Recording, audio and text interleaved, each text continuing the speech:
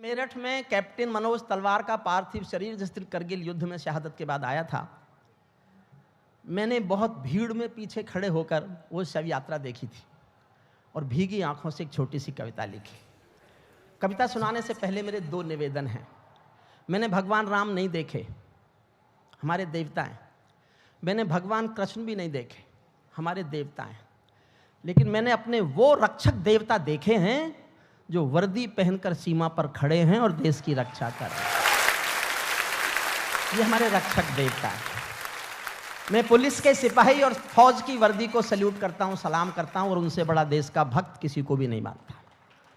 देश के असली देशभक्त वो है। छोटी सी कविता है, सुनिए। मैं केशव का 5 जन्म भी गहन मौन में खोया हूं। ताली बजाना मत बजाना, दिल से सुन लो। मैंने एक ही कविता लिखी है जिसके लिए मैं कह सकता हूं मेरी अच्छी कविता है। बाकी कवि सम्मेलन है, कविता यही है जो मैं सुना रहा हूं। कविता कवि सम्मेलन से बड़ी चीज है, लेकिन इस देश में कवि सम्मेलन की मांग ज्यादा है तो कवि सम्मेलन ज्यादा होते हैं। मैं केशव का 5 जन्म भी गहन मौन में खोया हूँ। उन बेटों की याद कहानी लिखते लिखते रोया हूँ। उन बेटों की याद कहानी लिखते लिखते रोया हूँ। जिस माथे की कुमकुम बिंदी वापस लौट नहीं पाई, चुटकी झुमके पायल ले गई कुर्बानी की यमराई। कुछ बहनों की राखी जल गई है बर्फीली घाटी में, वेदी के गठबंधन मिल गए हैं करगिल की माटी में। पर्वत पर कितने सिंदूरी सपने दफन हुए होंगे, 20 बसंतों के जज्बाती बेटे हवन हुए होंगे। टूटी चूड़ी धुला महावर रूठा कंगन हाथों का, कोई मोल नहीं दे सकता बासंती जज्बातों का। कोई मोल नहीं दे सकता कोई मोल नहीं दे सकता बासंती जज्बातों का। जो पहले पहले चुंबन के बाद लाम पर चला गया। एक पल जीना मेरे साथ कर्नल साहब आपको सौंपता हूं, समर्पित करता हूं। जो पहले पहले चुंबन के बाद लाम पर चला गया, नई दुल्हन की से छोड़कर युद्ध काम पर चला गया। उनको भी मीठी नींदों की करवट याद रही होगी, खुशबू में डूबी यादों की सलवट याद रही होगी। खुशबू में डूबी यादों की सलवट याद। और मैं आज तक के इस महापर्व में अपने जीवन की सबसे अच्छी पंक्ति पढ़ता हूं।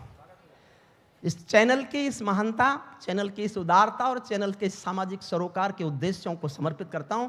मेरे जीवन की मेरी सबसे अच्छी 2 पंक्तियां हैं, आपका प्यार मांगता हूं, सुनना। उनको भी मीठी नींदों की करवट याद रही होगी, खुशबू में डूबी यादों की सलवट याद रही होगी। उन आंखों की 2 बूंदों से 7 सागर हारे हैं। उन आंखों की 2 बूंदों से 7 सागर हारे हैं। जब मेहंदी वाले हाथों ने मंगलसूत्र उतारे हैं। जब मेहंदी वाले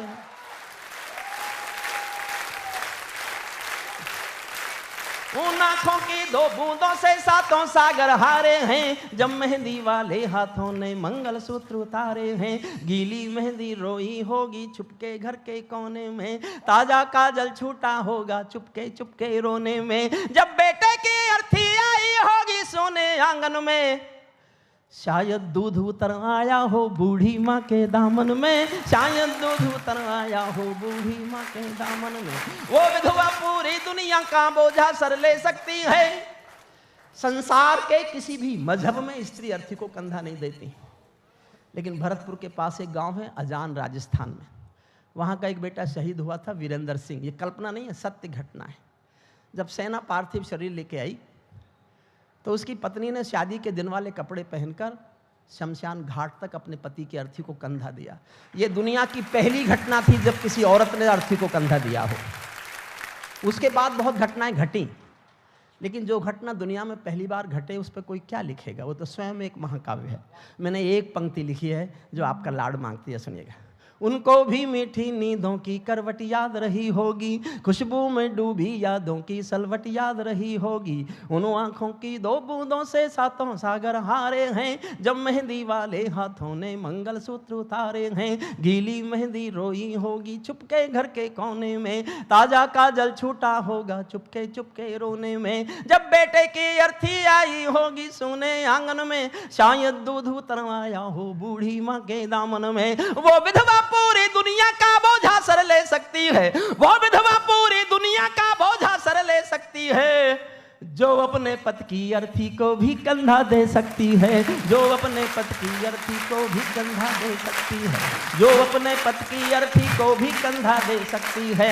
मैं ऐसी हर देवी के चरणों में शीश झुकाता हूँ, इसीलिए मैं कविता को हथियार बनाकर गाता हूँ, इसीलिए मैं कविता को हथियार बना।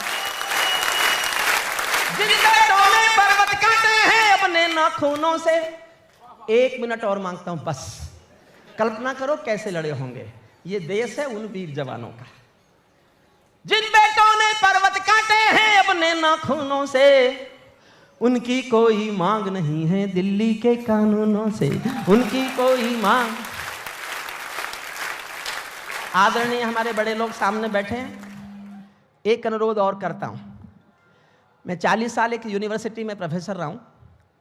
कहने के लिए जनता से मेरे पास केवल 2 निवेदन हैं।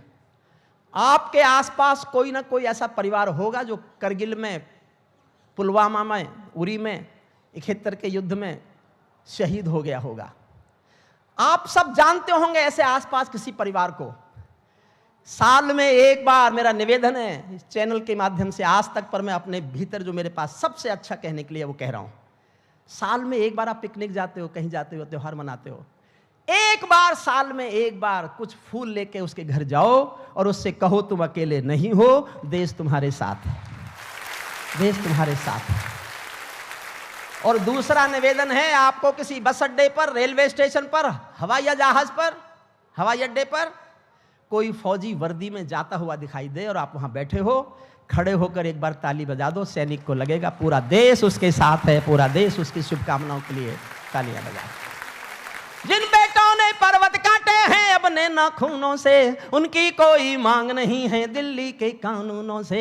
जो सैनिक सीमा रेखा पर ध्रुव तारा बन जाता है, उस कुर्बानी के दीपक से सूरज भी शर्माता है। गर्म दहानों पर तोपों के जो सीने अड़ जाते हैं, उनकी गाथा लिखने को अंबर छोटे पड़ जाते हैं। उनके लिए हिमालय कंधा देने को झुक जाता है, कुछ पल को सागर की लहरों का गर्जन रुक जाता है। उस सैनिक के शव का दर्शन तीर्थ जैसा होता है, चित्र शहीदों का मंदिर की मूरत जैसा होता है, चित्र शहीदों का मंदिर की मूरत।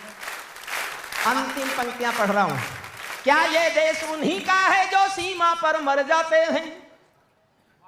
क्या ये देश उन्हीं का है जो सीमा पर मर जाते हैं, अपना लहू बहा कर टीका सरहद पर कर जाते हैं। कोई युद्ध वतन की खातिर सबको लड़ना पड़ता है, संकट की घड़ियों में सबको सैनिक बनना पड़ता है। जो भी कौम वतन की खातिर मरने को तैयार नहीं, उसकी संतति को आजादी जीने का अधिकार नहीं, उसकी संतति को आजादी जीने का अधिकार। और समाप्त करता हूं, बहुत अच्छा लगा, सर झुका के प्रणाम करता हूं आपको, सर झुकाकर।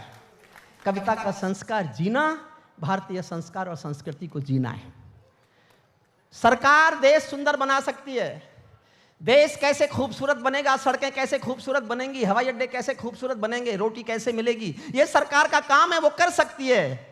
लेकिन इंसानियत कैसे खूबसूरत होगी, ये काम केवल ऐसे महापर्वों से किया जाएगा। इंसानियत बचाने की कोशिश केवल अदब करेंगे और कोई नहीं कर सकता, कोई नहीं कर सकता। सैनिक अपने प्राण गंवा कर देश बड़ा कर जाता है।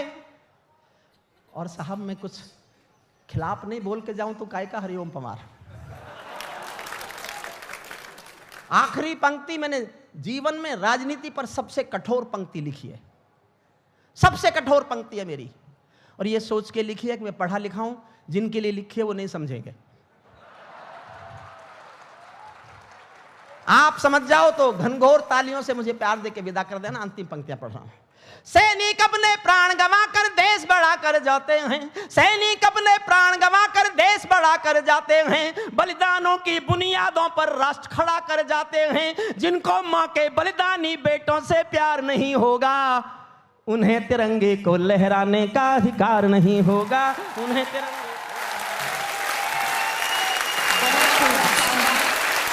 अपने जगह पर खड़े होकर वीर रस से ओत-प्रोत हमारे इन महान कवियों का धन्यवाद कीजिए कि आज एक अलग तरह का माहौल साहित्य आज तक के इस मंच से हमें देखने को मिला है। जी।